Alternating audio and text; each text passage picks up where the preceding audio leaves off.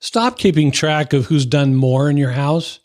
Instead, practice a habit of giving without expecting anything back. Let me explain what I mean. Scorekeeping is when you're always tracking what you've done versus what your spouse has done. And you might think, I took out the trash 3 times this week and they only did it once. Or I initiated sex last time, so it's their turn now. When you keep score like this, you're treating your marriage like a business deal. You're basically saying, I'll only give if I get something back. That is a toxic habit that kills closeness and creates bitterness. Here's why it's so bad.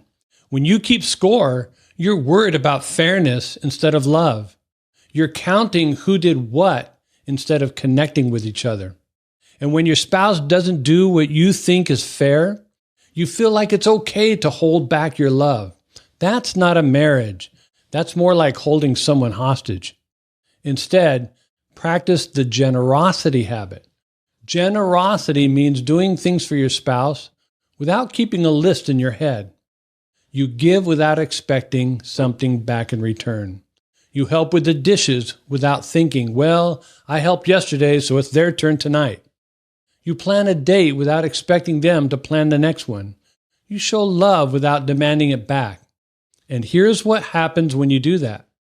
When you give freely, your spouse feels valued and loved. And when they feel that way, they naturally want to give back to you.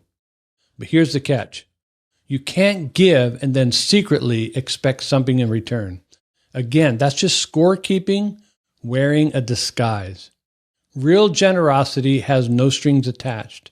So stop keeping score and start giving more generously and freely. And that's how you build a marriage based on love instead of transaction. Remember, the quality of your habits determine the quality of your marriage. If you want to know what the number one habit is that will save your marriage, get my book, The Keystone Marriage Habit, at marriagehabits.com.